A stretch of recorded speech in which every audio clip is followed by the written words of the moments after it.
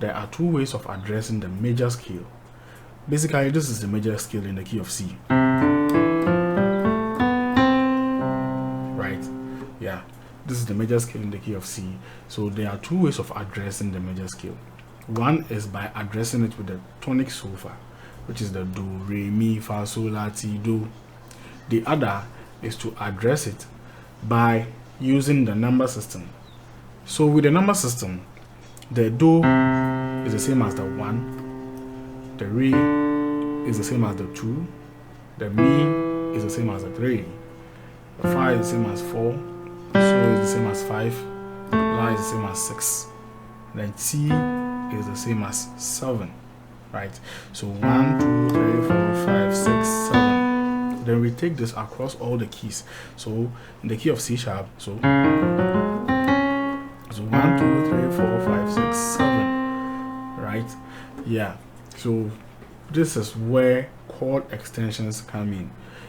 As a beginner or even an intermediate, we already know that the number system is made up of the first 7 numbers, the 1, 2, 3, 4, 5, 6, 7. But as an advanced player, you will know that the numbers have been extended. Okay, so from the 7 we go to 8, 9, 10, 11, 12, and 13. That's why I call this topic chord extensions, because it is these numbers that we are coming to use to form the rest of the chords, which is beyond the triads. Okay, yeah. So back to the key of C again, we have 1, 2, 3, 4, 5, 6, 7.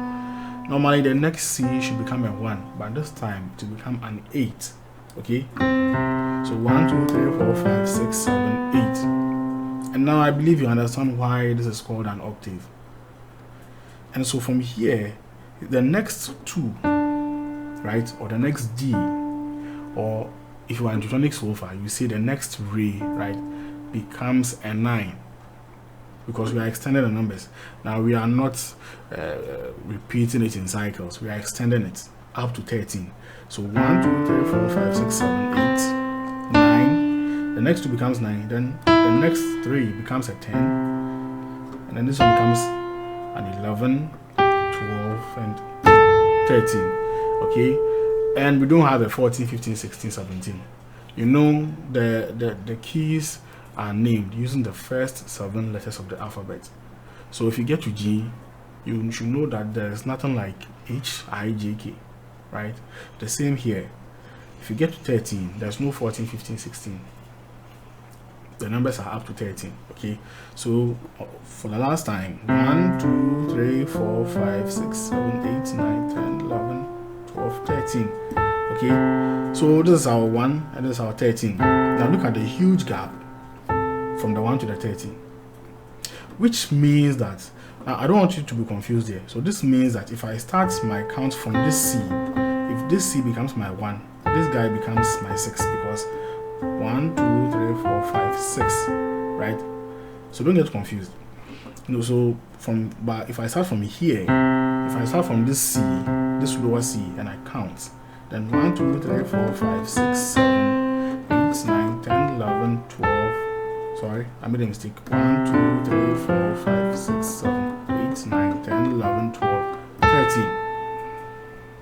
This becomes a 9, then this becomes an 11, and this becomes a 13. So you realize that the 2 and the 9 are taking the same note, right? The 4 and the 11 are taking the same note. The 6 and the 13 are taking the same note. How are you able to differentiate between these two? You are able to differentiate between these two using the counts. Where, I mean, your root note, you know that we are in the key of C, so C is our root note.